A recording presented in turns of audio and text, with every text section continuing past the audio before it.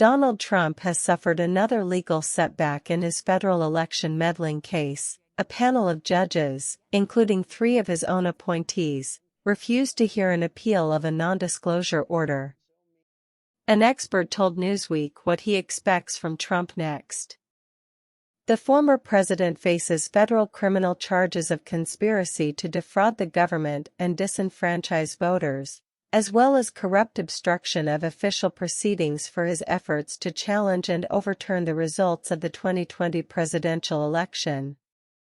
The federal charges against him stemmed from an investigation by Justice Department Special Prosecutor Jack Smith. Trump has pleaded not guilty to the charges. The judge overseeing the case, Tanya Chutkan, had earlier last year imposed a ban on Trump, barring him from discussing key figures involved in the case after he published several posts on social media disparaging Smith, herself and others.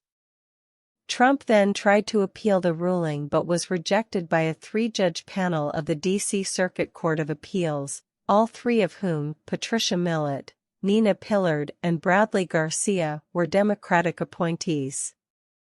However, the commission allowed that Trump could comment publicly on Smith. The documented manner of Mr. Trump's speech and its demonstrated real-time and real-world consequences pose a significant and immediate threat to the functioning of the criminal process in this case, the appeals court panel wrote at the time.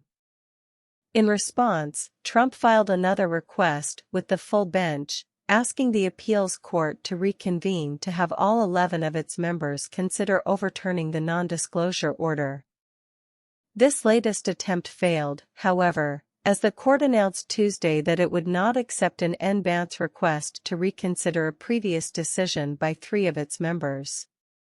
According to MSNBC legal correspondent Lisa Rubin, the decision was unanimous and no justices called for a vote on the matter. That included 3 members of the court appointed by Trump himself, Naomi Rao, Justin Walker and Greg Kotzes. None of them made any career gains for themselves today, but each of them defended the rule of law, Rubin wrote in a post on X, the platform formerly known as Twitter. Newsweek reached out to Trump's office via email for comment. The next step available to Trump is to appeal the decision to the Supreme Court, something his legal team has suggested in the past. Florida attorney and legal expert David Ehrenberg told Newsweek that this is the most likely step, as it helps Trump further delay the trial as much as possible.